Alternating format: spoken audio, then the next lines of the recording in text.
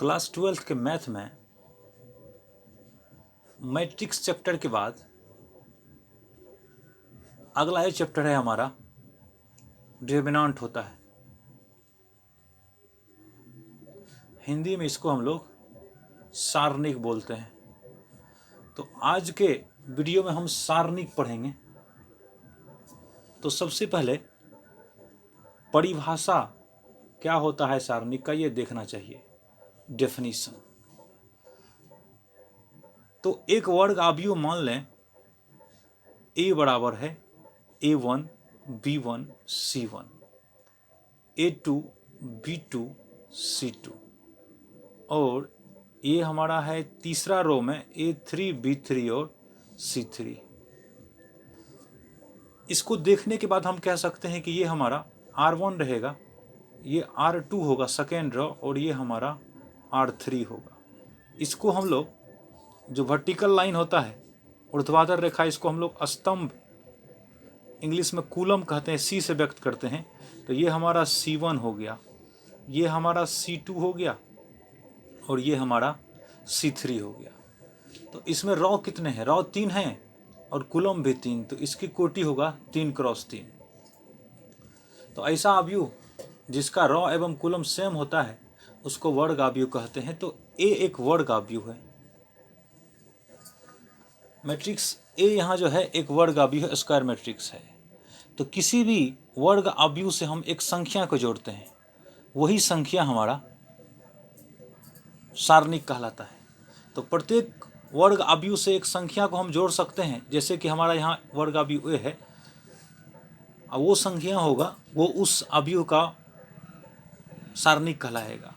जैसे अगर वर्ग आव्यूह ए के लिए हमको सारणिक लेना है तो इसको लिखते हैं डिटरमिनेंट ए, या फिर ए लिख करके ये मॉडुलस का संकेत देते हैं। हालांकि पढ़ते नहीं है इसको मॉडुलस, इसको पढ़ते हैं डिटरमिनेंट ए, सारणिक ए, या फिर डेल्टा। तो अगर ए का डिटरमिनेंट हमको लिखना है तो उसको संकेत में ऐसे लिखेंगे हम, डेल्टा ए, या ए डिटरमिनेंट ए या फिर डेल्टा। अब इसका सारणिक कैसे होगा? तो आप जो ये डिटरमिनेंट का मैट्रिक्स का ये संकेत लिखा हुआ है, इसके बदले डिटरमिनेंट का ये वाला संकेत दे दीजिए, ये वाला, यही इसका डिटरमिनेंट हो जाएगा। तो डिटरमिनेंट ए बराबर हम क्या लिख सकते हैं? यहाँ देखिए, ये सब उतार देना है, इसको R2 R3 और R2 को, R1 को, R3 को। तो ये हो जाएगा A1 A2 A3 B1 B2 और B3। ये होगा C1 C2 और C3। तो यही हमारा वर्ग आव्यूह ए के लिए डिटरमिनेंट हो जाएगा। अब ये सवाल है कि अगर ये डिटरमिनेंट है तो ये निकलता कैसे है? तो इसको निकालने के लिए आप सबसे पहले इसको देखिए, ये हमारा 1-1 वाला अवयव है, ये 1-2 वाला है और ये 1-3 वाला है। तो अगर इसके रॉ और कूलम वाले संख्या को जोड़ेंगे तो इसके लिए हमारा 2 हो जाएगा, इसके लिए 3 हो जाएगा और इसके लिए 4 हो जाएगा। तो जब भी सम होगा तो उसमें प्लस लेना है, और जब विषम होगा तो माइनस लेना है। कहने का मेरा मतलब ये है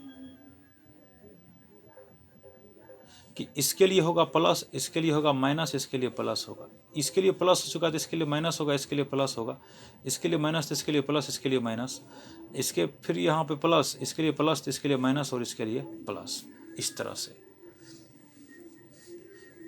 इससे पहले हम 2 कोटि का एक आव्यूह ले लेते हैं। तो मान लेते हैं B = ये हमारा आव्यूह है A1 A2 B1 B2। तो B का डिटरमिनेंट लिखेंगे हम, B डिटरमिनेंट बराबर ये होगा A1 A2 B1 और B2। तो इसका मान निकालने के लिए इसको कोना कोनी गुणा कर दीजिए, गुणा करके इसको भी कोना कोनी गुणा कर दीजिए और घटा दीजिए। तो A1 को B2 से गुणा किया तो ये हो जाएगा A1 B2। अब घटा देना है, माइनस, इसको कोना कोनी गुणा कर दीजिए तो ये हो जाएगा B1 A2। अगर हम इसके आधार पर एक एग्जाम्पल लें, 1 2 3 और 4 ये डिटर्मिनेंट है, तो इसका मान हो जाएगा 1 इंटू 4, तो 4 माइनस 3 इंटू 6 ये हो जाएगा -2। अगर हम दूसरा डिटर्मिनेंट डेल्टा 1 लेते हैं, x2 5 3, तो ये हमारा हो जाएगा 3 इंटू एक्स माइनस 5 इंटू 10, ये हमारा डेल्टा 1 हो जाएगा। तो ऐसे निकलता है ये। अब अगर हम यहाँ इसको देखें तो 3 कोटि वाला जो वर्ग आव्यूह होगा उसका डिटर्मिनेंट बनेगा, उसका मान कैसे निकालेंगे? तो इसका मान निकालने के लिए सबसे पहले आप फर्स्ट रो की दिशा में बढ़िए। हम तीनों रो में से किसी की दिशा में बढ़ सकते हैं। ये हमारा R1, ये R2, ये R3, ये C1, ये C2 और ये C3, तीनों में से किसी की दिशा में बढ़ सकते हैं, लेकिन अभी हम R1 की दिशा में बढ़ रहे हैं। तो A1 लिया, A1 जब लिया तो जिस रो और कॉलम में A1 पड़ता है उसको छांट देना है। तो इसको ख़त्म कीजिए, इसको और इसको, तो हमारा बच जाएगा B2 B3, तो ये हो जाएगा B2 B3 और C2 C3। अब यहाँ हम बोले थे कि ये जो प्लस हुआ तो ये होगा माइनस, तो यहाँ ले लीजिए -A2, और अब की बार जो इसको ख़त्म कीजिएगा तो ये ख़त्म हो जाएगा और ये ख़त्म हो जाएगा, ये यहाँ पे रहेगा।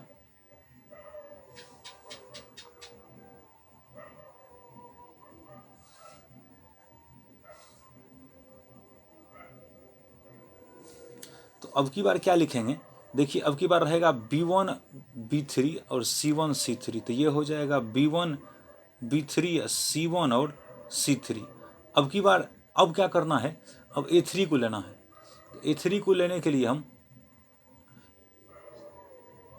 जब हम A3 लेंगे तो ये रो और हमारा ये कॉलम और ये रो हमारा ख़त्म हो जाएगा, तो ये बच जाएगा हमको B1 C2 ये और C1 B2, तो ये होगा प्लस A3 B1 B2 और C1 C2।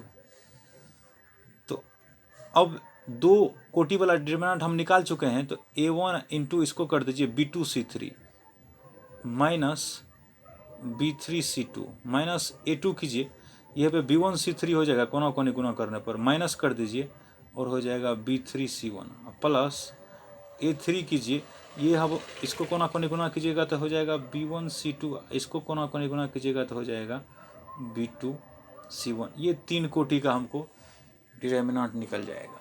तो ऐसे हम लोग निकालते हैं।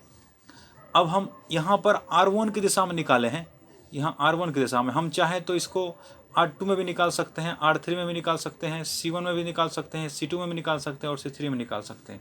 तीनों दिशाओं में जो मान होगा वो सेम होगा। खाली हमको ये याद रखना है कि यहाँ प्लस, यहाँ माइनस, यहाँ प्लस, फिर यहाँ माइनस, यहाँ प्लस, यहाँ माइनस, इस चिन्ह का ख्याल रखना है। अब एक एग्जाम्पल लेते हैं। सबसे पहले नोट देख लें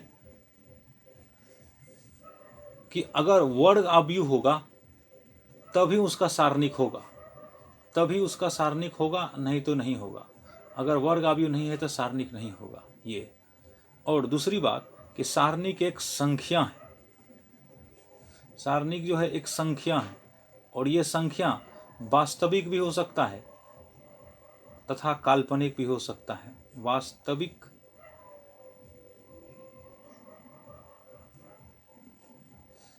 रियल भी हो सकता है और काल्पनिक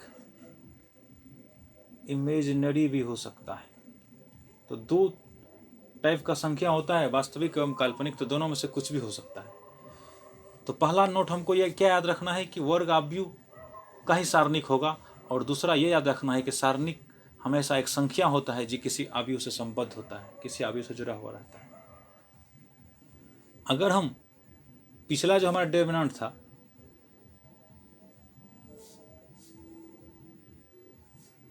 A इक्वल टू था ये A1 A2 A3 B1 B2 और B3 C1 C2 और C3। तो इसको पिछले बार हमने R1 की दिशा में विस्तार किया था, अब की बार हम चाहते हैं कि C1 की दिशा में विस्तार करें। तो इसके लिए ये हो जाएगा प्लस माइनस प्लस, फिर यहाँ प्लस तो minus plus, minus plus minus, plus minus plus, ये चिन्ह हमने पता कर लिया। अब चाहे जिस दिशा में हम इच्छा हो विस्तार कर सकते हैं। डिटर्मिनेंट ए होगा, डिटर्मिनेंट ए इक्वल टू हो जाएगा C1 की दिशा में विस्तार करेंगे तो देखिए पहले A1 लेंगे, ये A1, तो A1 जब लिया तो डिटर्मिनेंट हमारा हो जाएगा, इसको ख़त्म कर देना है और इसको ख़त्म कर देना है, तो ये हो जाएगा B2 B3 और C2 C3। अब B1 लेना है तो ये माइनस हो जाएगा क्योंकि यहाँ माइनस है, तो B1 जब B1 लेंगे तो ये हमारा ख़त्म हो जाएगा और ये ख़त्म हो जाएगा, तो बचेगा A2 A3 और C2 C3, A2 A3 C2 C3। अब C1 लेना है ना, तो C1 में प्लस है तो यहाँ कर दिया प्लस C1। अब बचेगा हमको, ये ख़त्म हो जाएगा और ये ख़त्म हो जाएगा, तो A2 A3 B2 B3, A2 A3 B2 B3, इसी को तोड़ दीजिए आप, A1 कोना कोनी गुना कीजिए तो ये हो जाएगा B2 C3 माइनस इसको कीजिए तो B3 C2 minus B1 A2 C3, इसको गुना करें तो A2 C3 minus A3 C2 होगा, प्लस C1 इसको कोना कोनी गुना और इसको कोना कोनी गुना, तो A2 B3 minus B2 A3, ये हो जाएगा हमारा डिटर्मिनेंट ए बराबर। अगर हम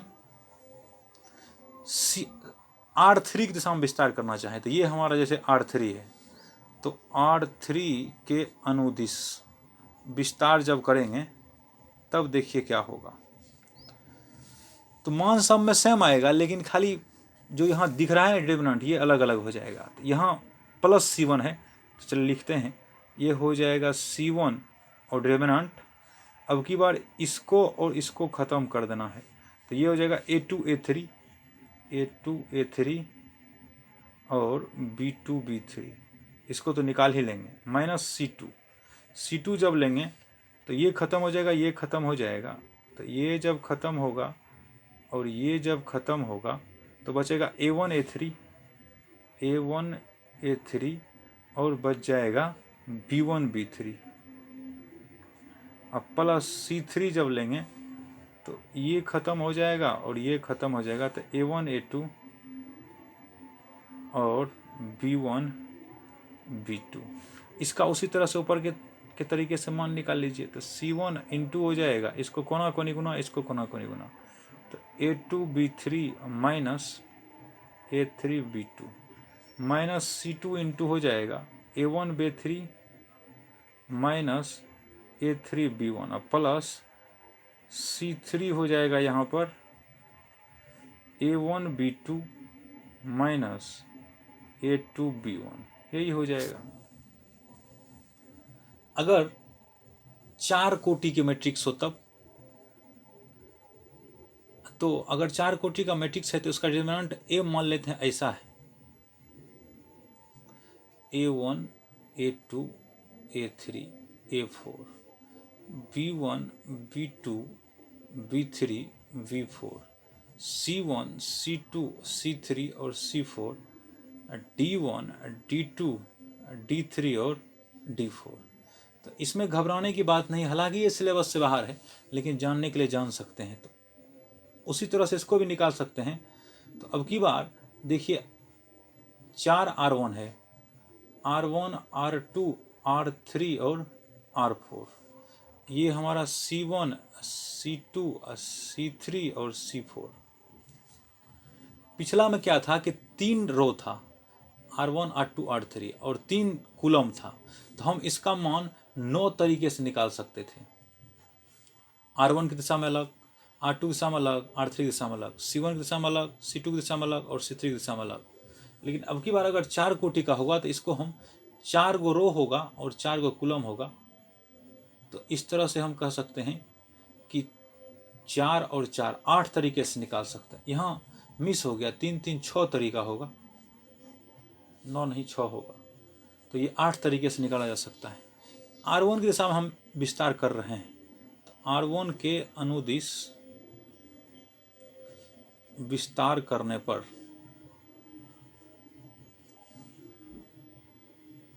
तो हमारा हो जाएगा A1 लेंगे तो ये देखिए प्लस माइनस प्लस माइनस। अच्छा, अब ये प्लस माइनस का क्या लफड़ा है, तो अगर ये फर्स्ट रो फर्स्ट कॉलम में है तो इसलिए इसको 1 और प्लस 1 बराबर 2 होता है, तो -1 का पावर लिखते हैं रो और कॉलम में जो है i प्लस जे, ऐसा लिखते हैं i प्लस जे। तो -1 का पावर होगा, इसके लिए i भी 1 और j भी 1, तो इस 2 हो गया, -1 का स्क्वायर हो जाएगा 1। यहाँ अगर आएंगे तो ये फर्स्ट रो है लेकिन सेकेंड कॉलम है, तो -i पर पावर 1 प्लस 2 हो गया, तो -i का पावर 3 हो गया, ये -1 हो जाएगा, इसलिए यहाँ माइनस लेते हैं। यहाँ पर आ आएंगे तो फर्स्ट रो है लेकिन थर्ड कॉलम है, 4 हो गया, -1 का पावर 4 प्लस 1 हो जाएगा, इसलिए ऐसा करते हैं।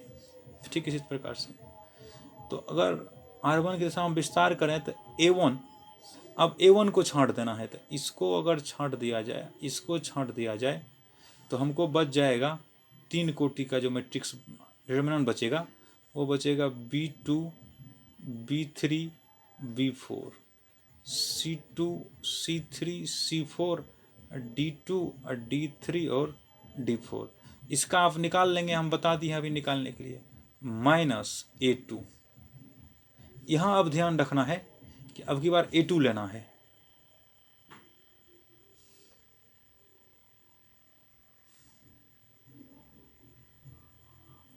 तो A2 लेना है, तो A2 जिस कॉलम में है उसको ख़त्म कर देते हैं और A2 जिस रो में है उसको ख़त्म कर देते हैं। तो हमको क्या बच गया, यहाँ बचा B1 B3 B4, तो B1 B3 B4 C1 C3 C4 और D1 D3 और D4, ये हो गया। अब प्लस क्या आएगा, A3।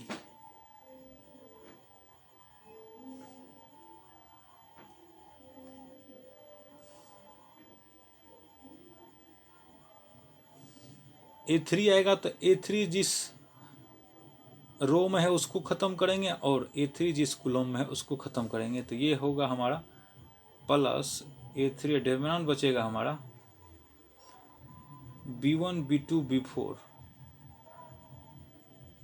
C1 C2 C4 और D1 D2 और D4। एक और होगा, अब की बार क्या होगा, A4 लेना है, तो अगर A4 ले लेते हैं तो ये देखिए A4 ले लेंगे तो ये तो रहेगा हमारा, ये वाला भी रहेगा ये, तो ये हमारा हो जाएगा A4 के साथ B1 B2 B3। तो यहाँ लिखते हैं प्लस A4 में हो जाएगा B1 B2 B3 C1 C2 C4 C3। तो ये जो है ये होगा ना B1 B2 B3, तो B1 B2 C1 C2 C3 D1 D2 और D3। और इस 3 कोटि वाला को तो निकालने के लिए जानते हैं, उसको निकाल लेना है। अब सीधे हम एग्जाम्पल पे चलते हैं। अगर मैट्रिक्स A बराबर ऐसा दिया है 125 -304 507, तो डिटरमिनेंट A निकालने के लिए हमको बस मैट्रिक्स का चिन्ह हटा के डिटरमिनेंट का चिन्ह रख देना है। तो 125 -304 और 507, तो R1 के खिलाफ R1 की दिशा में करेंगे तो प्लस माइनस प्लस, तो एक लेंगे तो ये हमारा जो डिटरमिनेंट बचेगा ये 0407, तो 0407 -2 लेंगे तो ये हमारा हो जाएगा 3457 3457 और प्लस 5 लेंगे तो ये हमारा हो जाएगा -30, यहाँ -3 होगा, -3050, तो -30 और 50। एक बात और आपको याद रखना है कि जब भी किसी डिटरमिनेंट के रो या कॉलम में सब का सब 0 हो जाएगा ना, तो वो 0 होता है। जैसे यहाँ 25 और 0 इसको अगर निकालेंगे तो कोना कोनी गुना करते हैं 0 और -5 गुना 0, 0 बराबर 0, ये याद रखना है। किसी अगर मैट्रिक्स के किसी रो या कॉलम में सभी अवयव शून्य हो तो उसका डिटरमिनेंट भी क्या होता है, शून्य होता है, अर्थात वो शून्य संख्या से संबंधित होता है। और हम साथ साथ ये भी याद रखेंगे जिस रो या कॉलम में सबसे अधिक जीरो रहता है उसके दिशा में हम विस्तार करते हैं। तो अभी तो हमने R1 की दिशा में विस्तार कर दिया, लेकिन इसमें अगर देखेंगे तो ये जो है हमारा इसकी दिशा में सबसे अधिक जीरो है, इसलिए हमको इस दिशा में विस्तार करना चाहिए। तो एक बार इसको निकाल लेते हैं। तो 1 इंटू ये हो जाएगा 0 माइनस 0 माइनस 2 इंटू माइनस 3 गुना 7, ये कोना कोनी गुना करेंगे तो माइनस 21 माइनस 5 गुना 4 20 प्लस 5 इंटू 0 माइनस 0, तो ये हो जाएगा 0 माइनस 2 माइनस 41, तो ये हो जाएगा माइनस 41 गुना 2 हो जाएगा माइनस 0 माइनस 2 गुना माइनस 41 प्लस 5 गुना 0, तो ये हो जाएगा 82। ये हमारा निकल जाएगा इसका मान।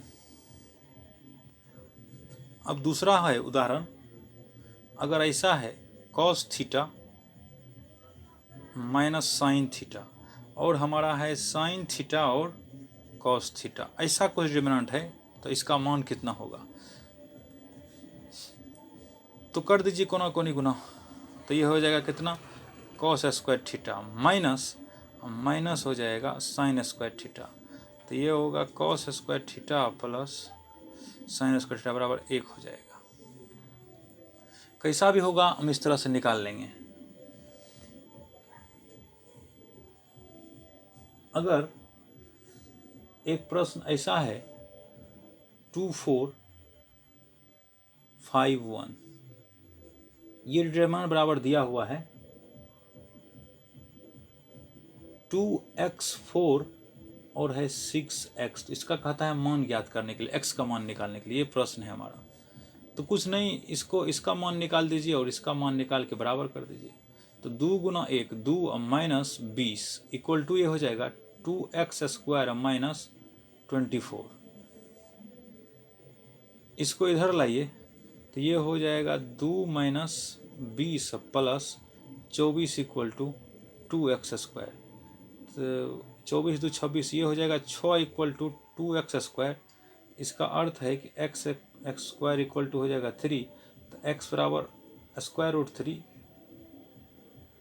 प्लस माइनस स्क्वायर रूट 3, यही हमारा x बराबर प्लस स्क्वायर रूट 3 और माइनस स्क्वायर रूट 3, ये हमारा आंसर होगा।